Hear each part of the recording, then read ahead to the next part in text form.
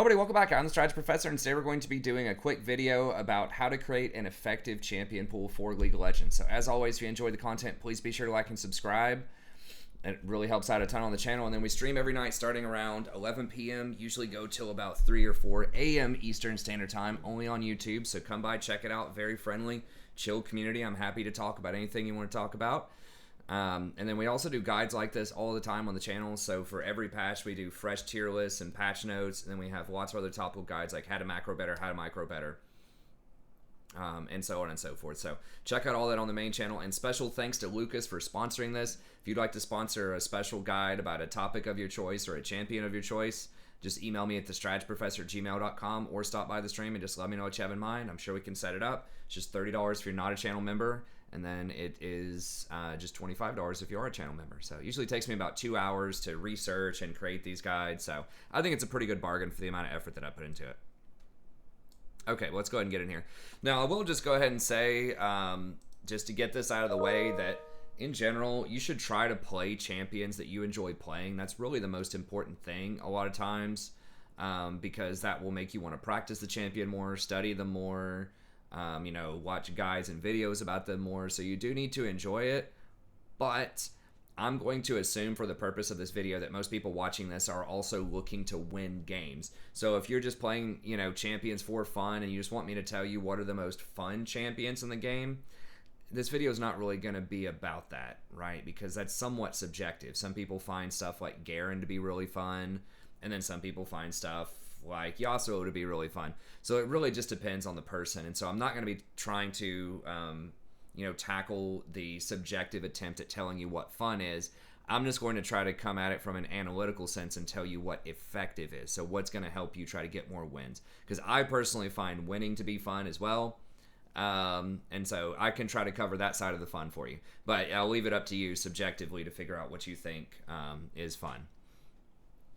And then another thing that I recommend is just be realistic and play within your limits when you're creating a champion pool if you're trying to win games, right? So if you have a high ping or you just really don't have the reaction speed or mechanics to play super mechanical champions like Yasuo and Riven and things like that, that's okay. You don't have to do it. You're not a bad person or a bad player just because you're not playing the most difficult champions in the game to play.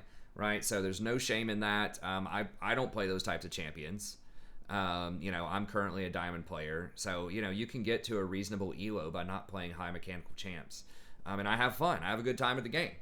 So there's nothing wrong with that. But just be realistic. I see sometimes, there might be someone who just like insists on playing Riven and they just love playing Riven, and then they just get really frustrated when they have a 45% win rate in bronze, and it's like, well, if you really love playing it and you really want to do it, once again, that's coming back to the subjective.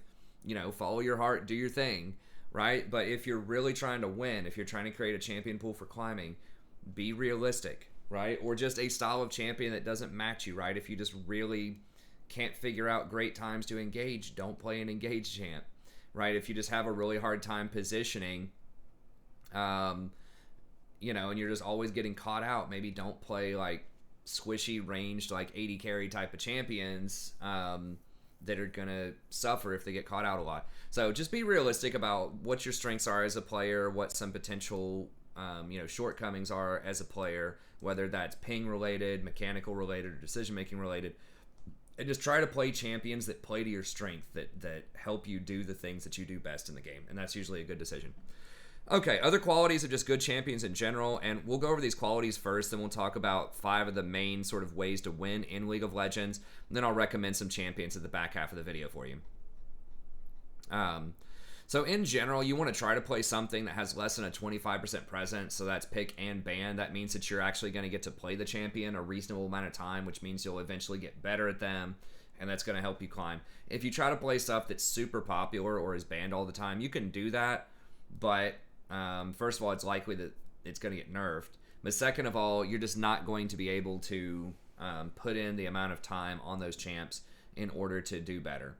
So, and I would say in general, on that note, also try to limit your champion pool to 3 to 5 champions, because you really need to understand matchups in depth, and you really need to know what you're supposed to be doing at any given moment.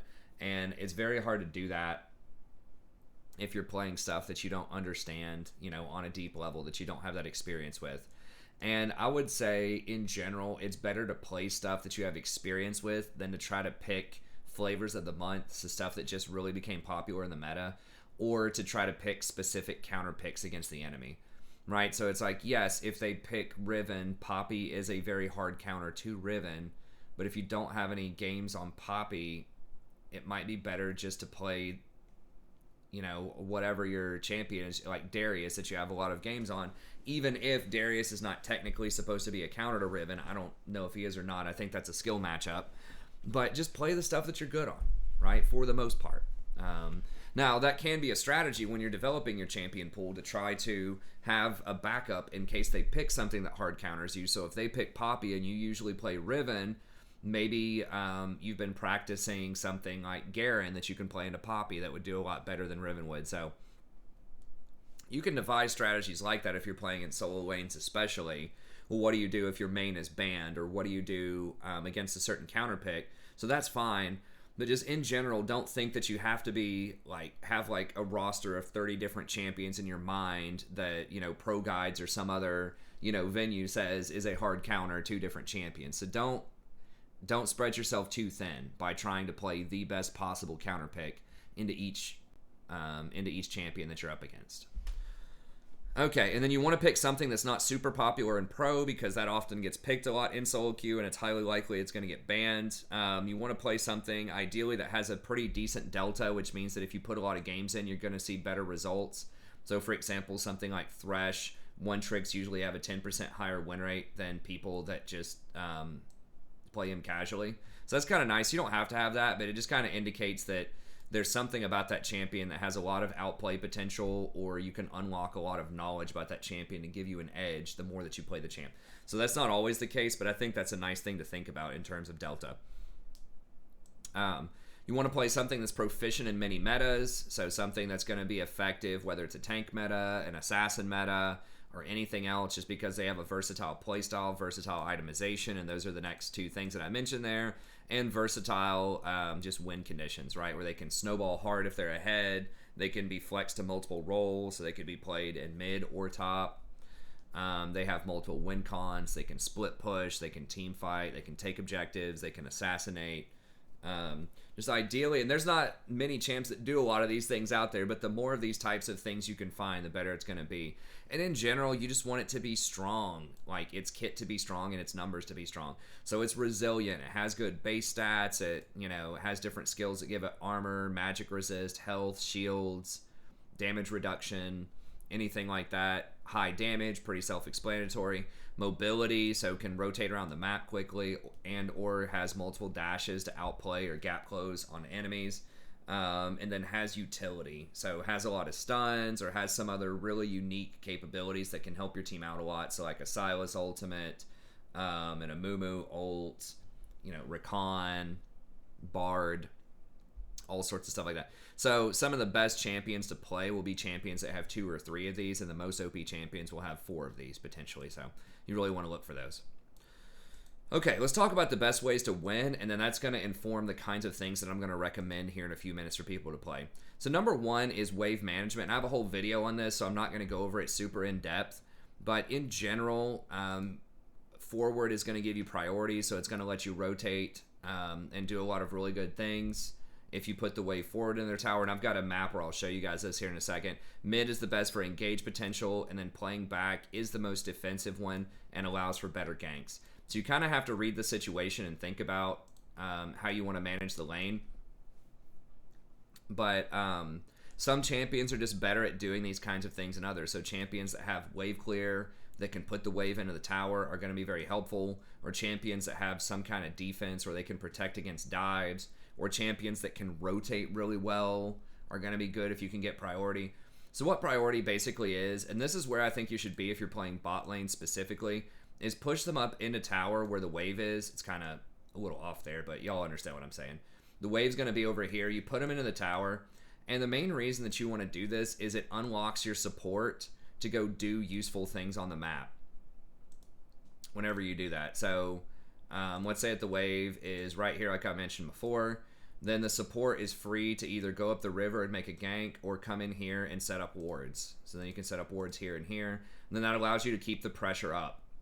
It's the main thing. So if you put them in a tower, then your AD carry should be able to sit back while they catch up on this wave. Then the support can go do something useful. Sorry, I thought I'd silence my emails, but I think a couple of my emails are coming in there. But that is really where the power comes in, because vision, especially if your support, is supremely powerful. Because if you know where their jungler is, it unlocks everybody on the map, right? So, for example, maybe your top laner is about to get into a big fight and they're not sure where the enemy jungler is. You see where the jungler is, so then your Darius knows, okay, I can go all in and kill this Garen because it's safe. Or maybe they see the jungler on the bottom side of the map and your jungler thinks, oh, Rift Herald's up, I'll go take Rift Herald, or I'll go steal their Raptors, or I can go get some deep vision in their jungle, or I know I'm clear to go gank top because I know their Graves is not going to be top. And then you guys know, okay, they're there, so I can back up a little bit and let the wave position till the middle instead of forward because I know this Fiddlesticks might jump over a wall at me right there. So getting vision just really unlocks everything in the map as a support player. And that's the main reason why you want to get priority, is so you can get vision and so you have opportunities to roam. Another thing you can do, and I do this a lot as Zyra, is if you get priority and you walk out this bush, so if you have like a control ward in this bush, you can push up, let them see you walk over this way, and then you can cut back and gank your own lane.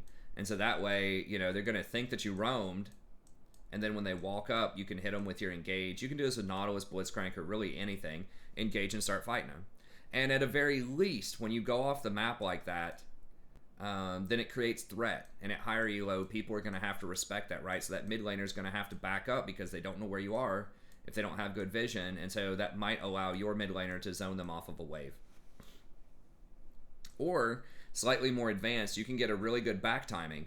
So whenever you push them in like that, you can just go into the bush, get a good back timing, and then maybe by the time they get back, right, then you're already halfway up to the lane, the wave's pushed in a little bit, and now you can re-push it, call in your jungler, just ping the dragon a lot. If your jungler's right here, you just push them in, right, put them right back in that position, rotate over here to dragon, and boom, you've got priority on the dragon. So now they have to choose, do they want to give up on this wave and just give up, 200 gold and all that experience in order to come look at you at dragon, or are they just going to give up the dragon? And if they do come over here, since you just came from base, you'll probably have some fresh wards. You can put a ward here.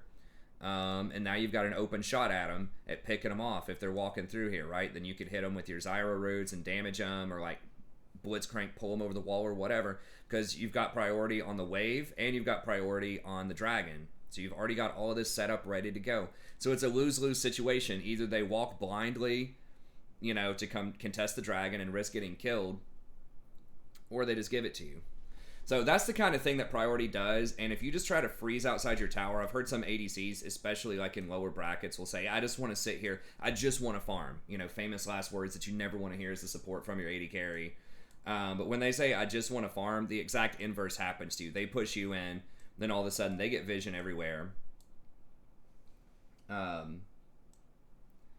They get vision everywhere, and now they know where your jungler is. They're going to be able to move around, counter gank your jungler, gank your mid, without having to worry about it. They can go get dragon. They get preferable back timings. They get all that good stuff.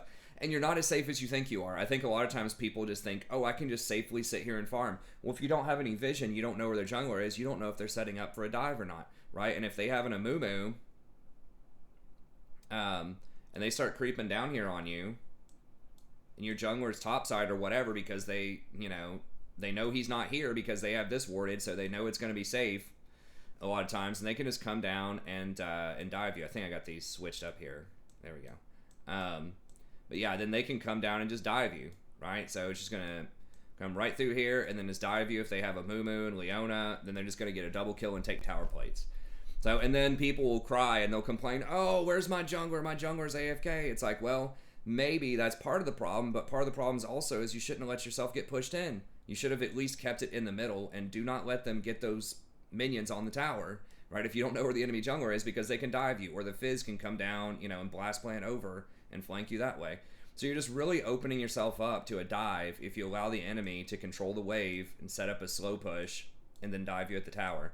So there's a lot more advanced stuff you can do with that, but I'll just say in general, push, get priority, do something with it, go get vision, go roam, go do something. And that's different from top lane. Sometimes top lane you do want to freeze, but that's because you can't rotate as much, you don't control as much vision in the top lane typically, and it's just a whole different dynamic. So it's not that the challengers are wrong on the pro guide videos or pro coaches and stuff that talk about freezing and stuff like that and trying to zone off of the wave.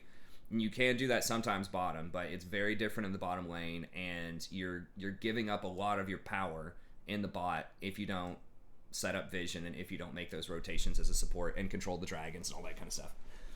Anyways, okay, let's move on and talk about the rest of this, because I only got about 15 minutes left for the video, and I do want to cover the champions here in a second. The other thing, vision and shot calling, mentioned that before. I've got an entire video on vision, so be sure to check that out. But it all starts with getting priority in the lane and then going to get the vision. Because if you try to go get vision when you don't have priority, right? So like if you come up here and your ADC's pushing a tower, well, you're probably walking over wards because you don't know where their wards are, and they probably have something in the river, right? And then when you come up to here, then they can just collapse on you, right? Even the mid laner might collapse, and then you're just dead.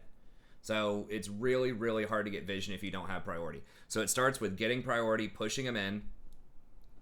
Try to stay out of vision as much as possible as well. So, you know, hide in the shadows. If you don't need to reveal yourself, don't reveal yourself, right? So if you're just hanging out in lane after you push them in, just sit here in this bush, right? Then they don't know where you are. It's a threat, right? Especially if you've clocked them a couple of times with Zyra out of this bush, just control that bush. Don't let them see where you are. Or, for example, if everybody's just kind of A-ramming middle, you know, get control of this side bush, right? Get vision, get a pink ward, put it in here, and then move your other wards over here, right? So that you know where they are. And then instead of just A-ramming middle with everyone else, just sit here, right? Just sit and wait. You can still get experience from here. They might know you're in the bush, or they might suspect you're in the bush. They don't know for sure. Right? If you sit there long enough, maybe they think you backed. So just try as much as you can not to reveal yourself as a support. You can still, because you don't have to last hits. There's no reason to reveal yourself. Just as long as you're in experience range and you're in the shadows, just hang out in the shadows and just wait for stuff to happen. Look for an opportunity. And then just ping as much as you can to your team as well. So ping enemy CDs, ping the objectives early, Dragon, Baron, at least a minute early. Try to go set up for it early.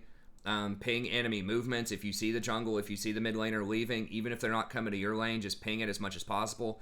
Ping back if it's going to be a bad fight. So if it's a 4v5, you know, your AD carry just backed and your support jungler didn't notice that and he's about to engage, ping back a lot and then ping your AD carry so they know that you're missing them. Ping item power spikes. So if someone just completed a major item, so like the AD carry just completed their shield bow or something like that, and your AD carry doesn't have that yet, ping it. Let them know, hey, this may not be a good time to fight.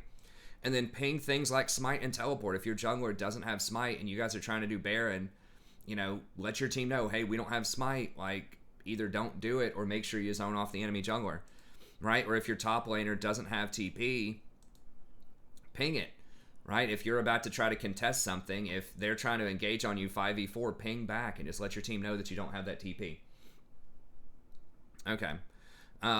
Rotations. So I already mentioned that before. See if you can get those rotations whenever you can. Ask yourself, is it likely I can get a kill? Is my ADC going to be safe? What's the vision situation? Are they going to notice me or not? A lot of times you're going to have to sweep the pathing up and down the river before you rotate. So you're going to have to go once, clear the vision, go back down, check in, push in, and then the next time you might be able to get a gank. Team fights, thinking about when you should engage, and then just playing an efficient champion in general, because I want to make sure we do get time to go into these picks. Thinking about cheap, efficient items. So just how much value are you getting for that item? Is it worth paying 500 or 600 gold for those passives?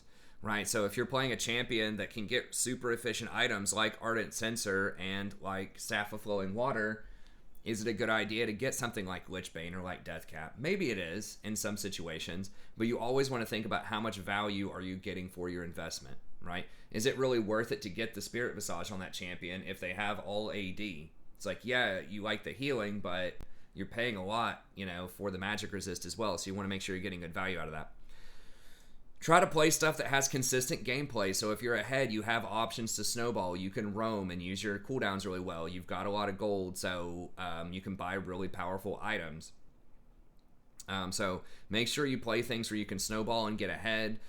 ideally try to play things where you can play well from behind, so you have some utility or you have something you can do with your team. So if you're playing Ashe, for example, and you don't have the most gold, but you still have your arrow, that's okay, right? Or if you're playing Rakan and you're ADC fed, at least you have engage, at least you have scaling.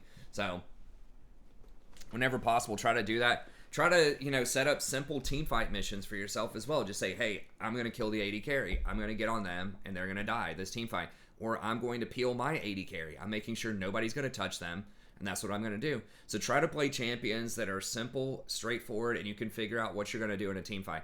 Even if you have a complex champ, try to do that. Try to make sure that you have a good game plan for what's going on. But anyways, for the last little bit here, let's make sure that we're talking about different play styles and different champions you can play for each role that I recommend. So and this is going to change according to the meta, but I think a lot of these, I try to pick stuff that's classic, where even if the items change a little bit, these champions are likely still going to be pretty effective if you're good on them. So I try to pick stuff that's reasonable in most cases, not super high skill cap, not super dependent on like one specific item or another, but can just almost always serve this kind of purpose. Right, so top lane, we've got Teamfight Tanks. Malphite, classic one. He's always got his R. It's a great engage. You can be down 100 CS, but if you get the ult of Destiny later on, right, you knock up 3 people, you can still do very, very well. And, with some of the new items, with some of the new tanky stuff, he's actually pretty hard to kill in lane, so often he's not going to go down quite as much as it would seem, and he has access to more CDR than he used to be able to get in normal builds, so he's going to get more ults. That's really good. He's excellent for gank assist too, right? A lot of times, you can just use your Q, roll up on somebody, they're going to be slow, jungler comes at them, you can wait until they flash and then ult him. So he's just got some stickiness to him with the Q. It's hard to run away, and it's almost a guaranteed kill a lot of times if the jungler comes up in a lot of matchups. So very, very strong champ. Does pretty respectable burst damage in the early to mid game as well before people get a lot of magic resist. So pretty good. Has kind of a hard matchup against other tanks because he doesn't have percentage-based health, and he's all upfront damage. His sustained damage is kind of low. But especially into squishies or into a good team fight comp, it's very, very deadly. Maokai is another one who's great. Just tons and tons of CC. He's got his ultimate, which just has a huge hitbox. Can definitely CC the whole team. Good sustain with his passive in team fights. Good displacement with his Q. It's great for stopping mobility. If someone's trying to, dash around you, you can interrupt it. If Camille's trying to come on you with a hook shot, or Hecarim's trying to run at you, or Jarvan's trying to flag and drag you, or whatever, you can displace him with the Q, which is handy. And then he just has that point-click W where there's no way you can outplay it, right? All you can do is Hourglass, and that's it. If he gets in range and Ws you, you can flash, you can dash, but all of your fancy footwork in the world is not going to matter. And that's what makes him so dangerous on ganks, is he can just flash forward and W, and then even if you flash to try to get away from him, he's going to follow you, and you're probably going to die to that gank. So very, very consistent gameplay. It's difficult to mess him up. He gets good utility too from his vision, right? He can set up seeds all over the place and give really good vision to protect Baron, protect dragons, and puts out pretty respectable damage for a tank as well. So he brings a lot to the table. And of course, he's just really hard to kill. He has really high base resist and he has that sustain. So he's one of the few champions that checks pretty much every box, right? He's resilient, does damage, has utility, doesn't have a ton of mobility, so doesn't quite have that one, but he's got 3 out of the 4, so that makes him very good. And then Ornn is another one who's very strong. They changed the way that he works in the preseason so that he can upgrade any items, so that adds a lot more extra consistency to him. Adds a lot of extra power. Now, they did reduce his power at level 13, so he doesn't get 2 items right away at level 13, but still, the fact that anyone can build any mythic, you don't have to build specific items or even have the knowledge that you need to build specific items. If we're talking about lower elo brackets, he just works, and that extra little bit of consistency is huge. Puts out respectable damage, has multiple forms of CC with his ultimate, so he's always going to bring value to your team. Every time he levels up at 13 and higher, he's bringing in 1,000 gold in stats to the team. So by the time you get around to 5,000 gold when you're level 18, that's going to be the equivalent of, 17 kills or so. Kills plus assists, at least 10 to 12. So very, very powerful champion, really good at team fighting. So I like him a lot. Team fight DPS, Darius, everybody's familiar with him, does a lot of bleed damage, does true damage at the end. Really good against tanks, really good against squishies. He does have some mobility problems, but some of the new items like Stride Breaker help him out with that. People take Ghost a lot on him, that helps him out. So he has a lot of new toys to work with, and he's just historically a really good champion, especially at gold and lower. If you want someone who's tanky but can also put out a ton of damage, Darius is great. Wukong's another one who's going to be really solid. Pretty good dueling potential, great outplay potential with his clone, with his multiple gap closers. But then he also has that huge ultimate, which not only knocks people up and does respectable damage, but it can apply if you choose to get Black Cleaver or anything else that puts debuffs on people. Then he can, spread that out to everybody. And he has the Armor Crush off of his Q as well, so that's going to lower the armor for everyone on your team. So for your AD carry, and if you have an AD jungler, it'll help them out as well. So this brings a lot to the table. Lots of burst, really good team fight potential, lots of different items he can get. So he can go Trinity, he can go Cleaver, he can go almost any of those types of items that are really popular in the meta. So he has been nerfed a lot since last year, but he's still going to be really powerful. Then Urgot's the last one that I'll mention. Kind of similar to Wukong, just brings a lot of utility to the table in terms of just his ability to spread Cleaver out to a lot of people. He's got a slow, he's got a flip, he's sort of tanky. Then he has that really good execute off of his R, which is fantastic. It gets around shields. It gets around a lot of really pesky things out there. And then if you do get that pull in, then you can, flash and get that AoE fear in a team fight, and that can just be, game ending if you land that. So very strong, very oppressive if you're good on him.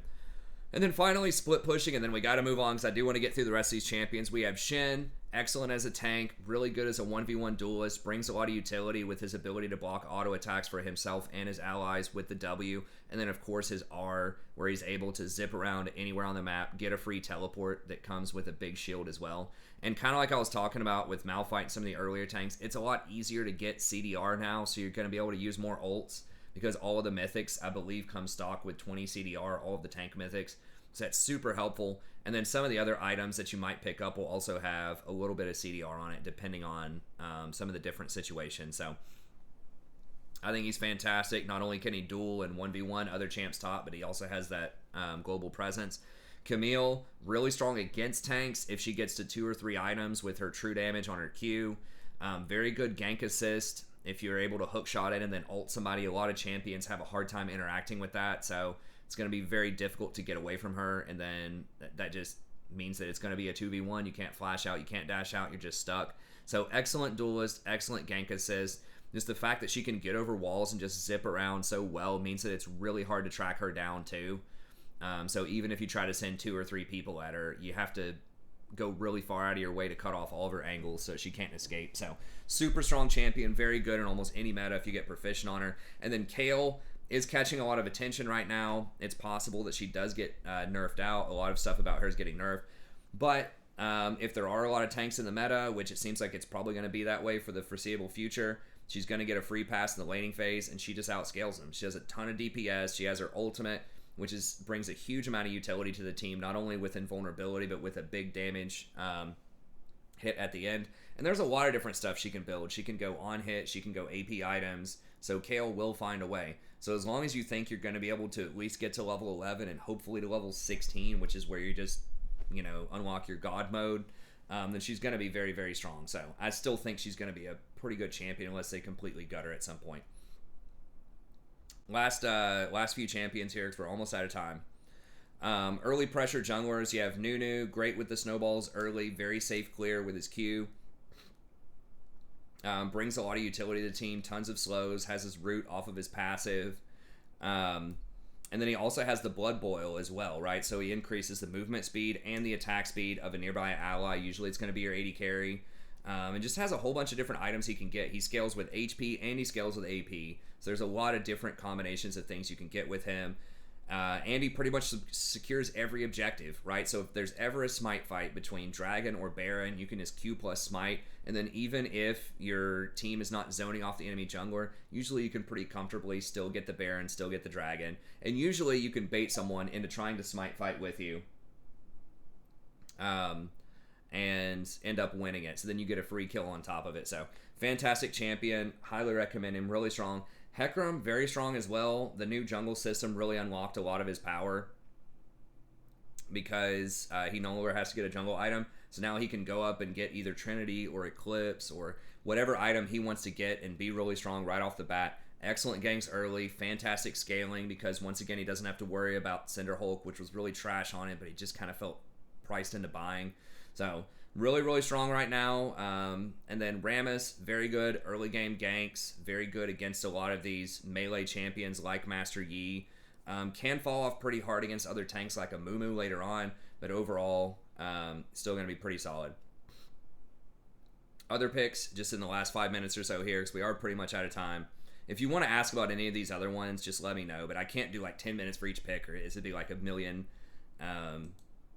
minutes long. But team fighting, I think Amumu, Red Cane, and Fiddlesticks are a pretty good collection of champs. Amumu's probably going to get nerfed. Has great percentage health, great team fighting. His early game got helped out a lot because now he doesn't have mana problems. He can heal up. And just the amount of percentage damage he can get off of his W plus various items in the meta right now, whether it's Sunfire Cape or Demonic Embrace or Liandry's or whatever, he's just going to be able to get a ton of damage. Red Cane, lots of sustain, pretty good CC with his knockup, great ganks early going through walls. Just a real pest that puts out a lot of damage and is very difficult to kill later on. And then Fiddlesticks, really strong AP option, especially if you have a lot of AD on your team. Very good clear, very safe, very fast, and also brings a lot of CC. So not only a ton of damage, but he's got his fear and the potential for a huge AoE fear with his ult if you can control vision properly. And then farming and scaling, you've got Master Yi. It's classic. He's always going to find a way, especially in Golden Lower. Yi's going to be really strong. I suspect they will nerf kind of Ginsu items a couple more times, but he'll always find a way. He's going to be strong as long as you have time to get up to 2 or 3 items. Graves, still going to be strong. Great clear, lots of armor, excellent against other physical damage dealers out there. Not really affected too much by the jungle changes. He can push the camps back. It makes it easier for him to kite. And just has fantastic scaling, right? He can build lethality. He can build crit. He can build some like semi-tanky items, bruisery type of items. So lots of different builds available on Graves. It doesn't look like they're going to nerf him that much anytime soon. His win rate's about 50% in solo queue. So he'll probably be a great champion for a long time as long as you don't need a tank or you don't need a lot of CC. He's great. And then Jax, powerhouse, starts off kind of slow, but as the game goes on, tons of different items you can build, tons of scaling. He's going to be pretty good. And then the mid laners that I'll mention really quickly, we have Malzahar, great point-click ultimate, is going to be very strong, great with the double burn build, the Liandry's into Demonic. They are nerfing that next patch, so we'll see how it goes, but there's a lot of stuff he can build and be really effective. Just the classic, lots of wave clear, push, point-click ultimate, really good at taking down objectives, just almost always going to be a strong champion, and particularly good at stopping a lot of the mobility out there. If Akali's trying to dance around and be cute or Ahri or whatever, he can just press R on him, and it's a real pain in the ass, especially for mages to get QSS to counter him. A lot of people won't do it, and that's the only answer. They can't take cleanse. Support can't use a Michaelis on it. They have to get QSS. It's a huge tax, and most people aren't willing to pay that tax. So Malzahar is going to be really strong for that reason. Victor has been changed. He got nerfed a little bit recently, but he's still going to be strong. He'll probably be nerfed a couple more times, but the fact that he no longer has to buy those core upgrades means that he gets a lot of free gold now just by getting the upgrades without having to pay for them. And he just has good wave clear, good scaling. He's always had that, but the core really set him back before. Now he's unlocked, and he's going to continue to be powerful. And then Orianna is just another good mid-range mage as well. Excellent ultimate, good synergy with a lot of other engaged champs. Great range, great harassment early, good utility with the shield. It's going to be a good, strong champ overall. And then Fizz, Echo, and Galio. We'll just quickly go through the rest because I really do only have a couple more minutes here. Then I have to meet up with a student. Fizz, excellent mobility, good assassination, good outplay potential with his Playful Trickster. Echo, 2 health bars with his ultimate, big shield, potential for an AoE stun in team fights, great mobility to outplay different skill shots, tons of scaling, great AP ratios, great base damage. It's going to be really strong. And then Galio, great wave clear, excellent ultimate, so you can track down, and just rotate to different situations on the map. Good survivability, great option. The high skill cap champions, Akali, Azir, and Cassiopeia, each one of them very hard to play, but if you do master their stuff, then they do have a lot of outplay potential and really high scaling and a lot of matchups. If you're looking for a burst damage ADC, I'd recommend checking out Jhin, Samira, Draven, or Misfortune. All of them have good straight up damage. Most of them have pretty good utility. You've got Jin with his root and his W. You have the wave clear with the grenades. You have the traps in order to give you better wave clear and just to give you a little bit of pseudo vision in bushes if someone's trying to come up at you. So that's really handy. Excellent build right now, lethality build with him that a lot of other champions aren't building. So you can get the Collector. I think they are nerfing,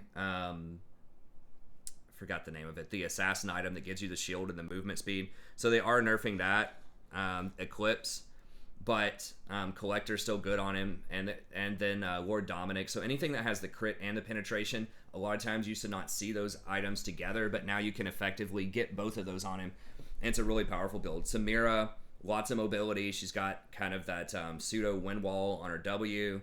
Very effective, great snowball champion. Draven comes to lane with a free BF sword effectively with his spinning axes. Great for snowballing. Then Miss Fortune's very fast, good back timings, great rotation on the map, good utility with her E to slow people and set up skill shots for your teammate, and then excellent team fight potential with her R. Vayne, great mobility, great scaling, excellent at taking down tanks, very good with Kraken, which they're going to buff here pretty soon, so lots of different options. Twitch, starts off kind of slow, but does have a respectable amount of all-in damage if you can get proper peel early on, and then later on, of course, he's a team fight monster.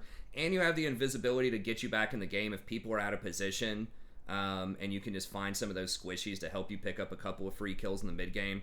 Can be very strong. Then Kog'Maw is a great option if you have proper peel, and especially if you want a mixture of AD and magic damage, then he's going to be pretty solid. Excellent with a lot of the different items that are strong right now. And then good utility options are Ashe, Aphelios, and Senna. Most of them have really good CC. They don't do quite as much damage if left unchecked as the Vayne, the Twitch, and the Cog. But overall, their utility makes them very solid, especially if you're in kind of a spooky lane and you already have a lot of damage on your team. They can be very good. And then the last couple that I'll mention here, and then that's going to be it. Engage for support, Nautilus and Leona. Each one of them have a lot of tankiness, low cooldowns on their ults. Tons and tons of CCs. They have some of the most CC of any champions in the game, and they just bring a lot of utility to the table. Pretty good options in the preseason in terms of itemization, but yeah, just excellent engage, excellent utility. Enchanters, I like Janna a lot because she can rotate around the map really well, and there's a lot of different items that she can work with. She can be very aggressive in the early game. And then Lulu is excellent at doubling down on some of these scaling DPS options like the Vayne, the Twitch, and the Kog'Maw because she gives movement speed, attack speed, and her picks, which adds roughly, about 80 on hit damage. It's not exactly on hit, it's on attack off of her passive around level 9 or 10 if you get some AP items on her. So those are pretty good. AP options, I really like Zyra and Brand. They're shorter range than Vel'Koz and Xerath as far as the AP options go, but they do offer you other good utility. Like Brand has his stun, Zyra has her plants, and they just have really high base damage off of Brand's burn, and Zyra's plants are really gonna just let you apply a lot of pressure early, and they work so well with Liandry's and other kinds of spell pin items. And then the high skill cap OP category, Rakan, Bard, and Thresh all do very unique things. I do have guides for them on the channel. You're welcome to ask me. I can't cover it now in this last couple of minutes, but they do it all. They have engage, they have peel, they have unique itemization options, and they just have a lot of unique properties to them. So like Rakan is just super mobile. Bard with his ultimate has tons of offensive and defensive capabilities, and the same thing with Thresh. Lots of engage, but also lots of really good peel and a very unique skill with his lantern that can both be offensive or defensive. So anyways, that's going to be it. Hopefully this helps you out. Think about some champions that are decent to add to your champion pool, and think about some of the things that you should be looking for when you're trying to evaluate and think about whether a champion's really strong. So if you want to know like what's good in a meta at any given moment on any given patch, if you want to start practicing stuff, then come check out my tier lists. I release them every patch, and I'm happy to talk about any of this with you on stream as well. But anyways, that's going to be it. Thank you very much. Have a good day, and we'll see you next time.